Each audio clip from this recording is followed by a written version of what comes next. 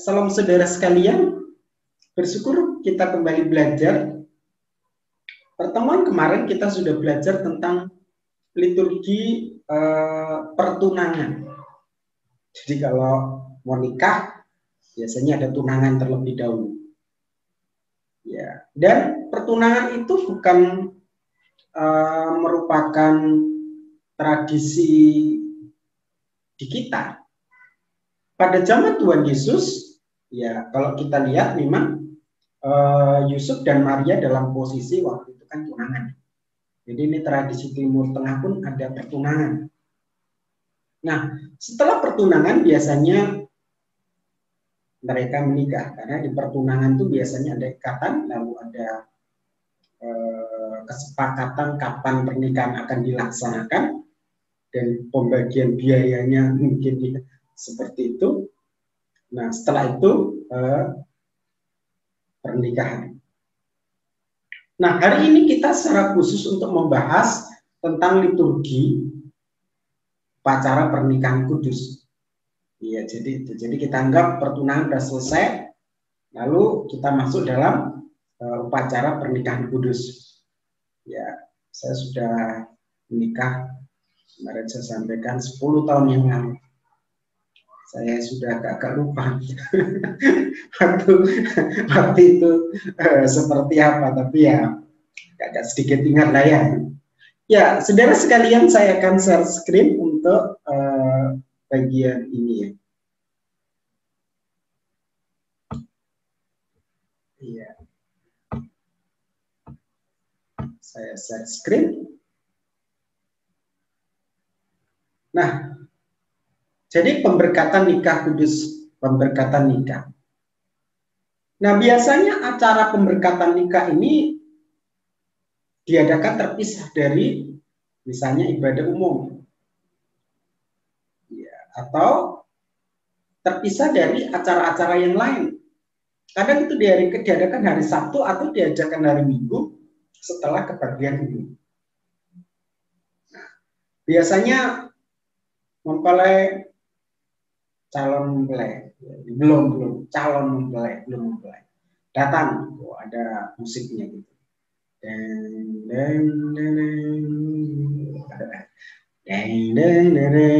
mereka masuk, lalu mereka menempati tempat yang memang sudah dipersiapkan, nah, gitu ya, dipersiapkan oleh gereja.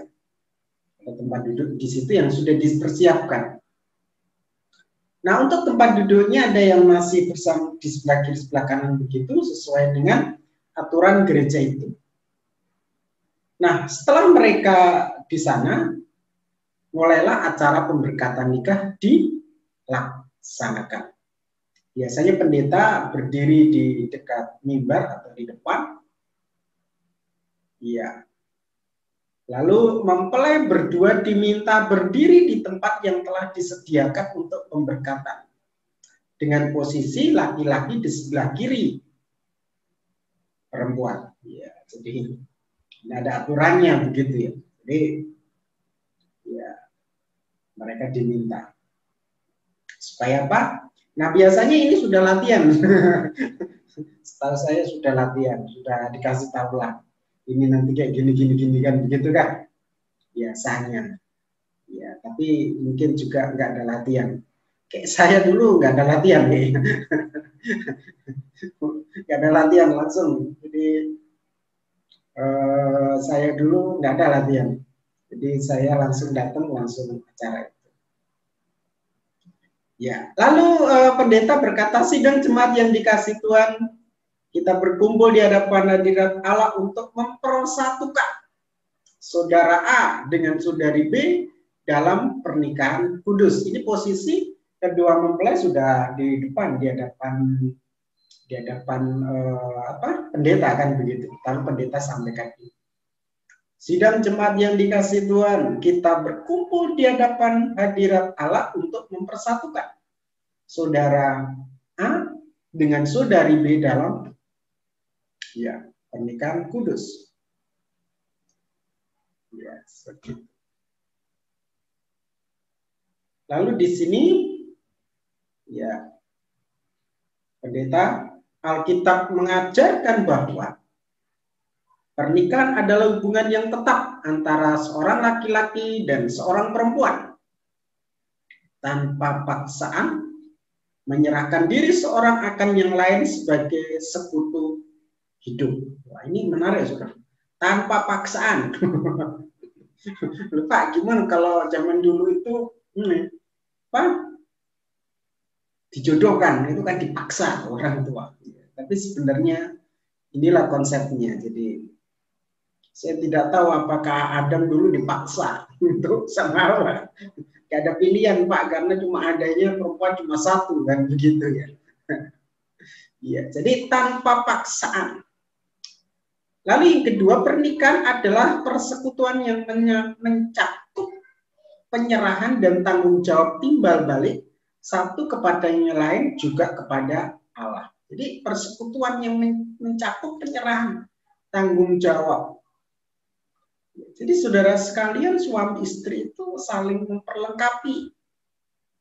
Saling memperlengkapi antara satu dengan yang lain. Karena itu Allah menghendaki agar menyerahkan pernikahan mereka kepadanya. Hendaknya mereka hidup sebagai hamba Allah yang siap melakukan kehendak Allah. Maka kebahagiaan sejati akan menjadi bagiannya untuk selama-lamanya. Jadi ini penekanannya itu mereka hidup sebagai hamba Allah yang siap melakukan kehendak Allah. Nah, kehendak Allah yang mana? Ya di pranikah sudah dijelaskan ya. Tanggung jawab laki-laki apa? Perempuan istri apa? Suami tanggung jawabnya apa? Lalu istri tanggung jawabnya apa? Di sini jelas sekali sudah dijelaskan. Nah, kalau keduanya itu menjalankan tanggung jawabnya masing-masing, maka ini kebahagiaan sejati akan menjadi bagiannya untuk selama-lamanya. Suami harus mengasihi istri.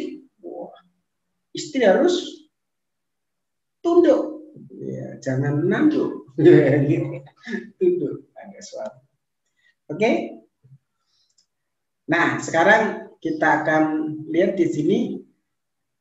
Mulailah ada percakapan setelah penjelasan tadi ya. Kepada mempelai laki-laki jawablah dengan jujur pertanyaan ini. Ini sudah dilatih juga, saya pernah kok ini di pernikahan. Saudara A, apakah saudara memilih saudari B sebagai istri yang sah atas dasar keyakinan sendiri tanpa paksaan dari pihak lain? Ya, pastilah dijawab iya. Kalau mungkin dijawab, wah saya dipaksa orang tua saya. Wah, ini. Lalu yang kedua, apakah saudara berjanji untuk mengasihi, menghormati, melayani dia dalam keadaan senang maupun susah, sehat maupun sakit, kaya maupun miskin? Ini yang susah. Lalu laki-laki pasti jawab iya kan, gitu. Nggak mungkin enggak gitu. Ya, jawab iya gitu ya.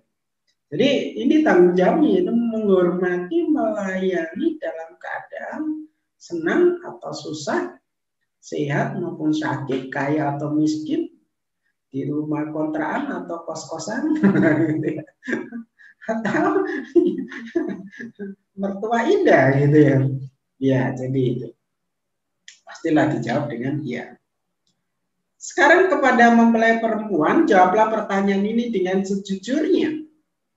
Apakah saudari B menerima saudara A sebagai suami yang sah atas keyakinan sendiri tanpa paksaan? Ya, pilih sendiri Pak. Ya, pasti. Lalu selanjutnya, apakah saudari B berjanji untuk mengasihi, menghormati, melayani dalam keadaan senang atau susah, sehat maupun sakit, kaya maupun miskin? Pasti dijawab iya. Jadi ini merupakan penekanan-penekanan yang ditekankan sebagai apa ya, boleh dibilang pertanyaan yang berupa ada unsur janji di sana untuk mengasihi, menghormati, melayani. Nah, biasanya ini yang menarik gitu ya. Lalu setelah itu ada namanya pengucapan janji nikah. Ya, di sini Nah, kepada mempelai berdua silakan berjabat tangan. Wah, gitu ya. Dan mengucapkan janji nikah ini. Ada yang mempelai yang langsung hafal, tapi ada mempelai yang tidak hafal dan dibaca oleh pendeta dan ditirukan. Tapi biasanya nggak hafal karena gerdekan gitu. Iya. Apa janji nikah? Dengan sadar dan keyakinan penuh di hadapan Tuhan, mulai hari ini kami berdua mengikat janji untuk hidup sebagai suami istri sesuai dengan kebenaran firman Tuhan, selama Tuhan mengaruniakan hidup kepada kami berdua. Hanya kematian saja yang memisahkan kami. Hanya kematian saja yang memisahkan kami. Nah, ini janji nikah yang harus diucapkan oleh calon mempelai berdua. Belum diberkati kan? Dengan sadar dan keyakinan penuh di hadapan Tuhan, mulai hari ini kami berdua mengikat janji. Untuk apa? Hidup sebagai suami istri. Sesuai dengan kebenaran firman.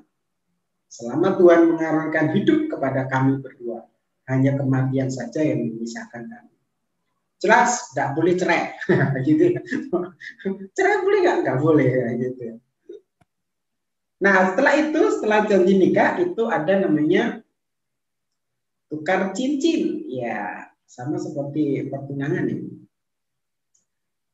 Biasanya pendeta lalu bilang, cincin ini adalah lambang kasih Kristus yang tak terbatas.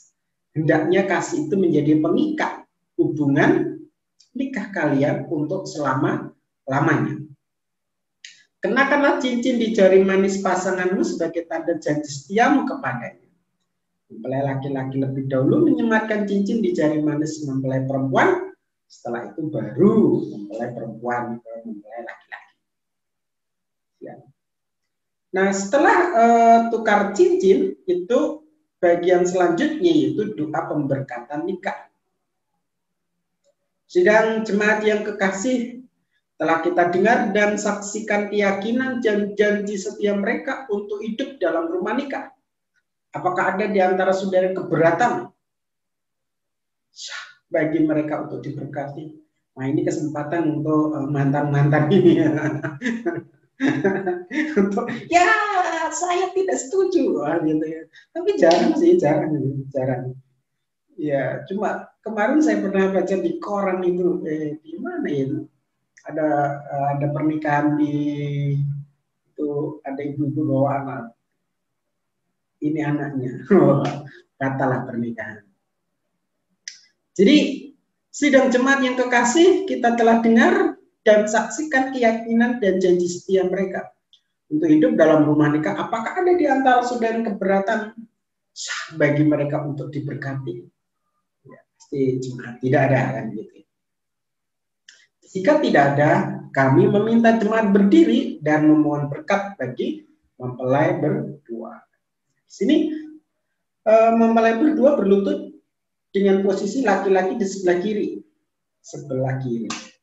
Pendeta tumpang tangan atas kepala mereka berdua dan mengucap berkat. Kiranya berkat anugerah Allah Bapa, kasih karunia Tuhan Yesus Kristus, dan persekutuan Roh Kudus menyertai rumah nikah saudara A dan saudari B mulai saat ini sampai selama-lamanya dalam nama Tuhan Yesus Kristus. Amin. Ya. Jadi itu saudara. Sah. Tidak sah ya. Udah sah jadi suami istri karena sudah pemberkatan ya. Nah, inilah acara-acara yang ditunggu-tunggu oleh jemaat gitu ya, buka cadar pengantin perempuan. Nah, ini. Karena ini acara sudah selesai pemberkatannya, jadi ini acara lebih santai. Nah, membuka cadar pengantin perempuan. Bila pengantin berbusana ala barat, mempelai laki-laki membuka cadar dan memberi cium kudus kepada mempelai perempuan. Seperti itu ya. biasanya di kening, dan banyak juga yang di bibir itu, tapi biasanya saya di kening dulu. Bila pengantin berbusana ala Jawa, konteksnya Jawa ya, GSP yang di Jawa, mempelai perempuan berlutut menyembah dan mempelai pria tumpang kedua tangannya di atas bahu perempuan dan mengajak mempelai perempuan berdiri memberi cium. Kudus kan nggak pakai ini, kalau Jawa kan nggak pakai cadar kan, ya, jadi nggak perlu dibuka karena udah terbuka kan dulu. Ini bedanya. Lalu yang keenam, penyerahan Alkitab pernikahan, ini biasanya oleh gereja. Alkitab ini hendaknya menjadi satu-satunya pedoman hidup rumah nikah kalian. Kalau saya dulu, ini yang menyerahkan adalah majelis gereja ya. Pernyataan sah suami istri. Mempelai diminta berbalik arah menghadap jemaat. Posisi laki-laki sudah berubah otomatis kanan mempelai perempuan dan seterusnya. Dan katakan, sidang jemaat yang dikasihi Tuhan, kita telah menjadi saksi dan memohonkan berkat bagi mereka.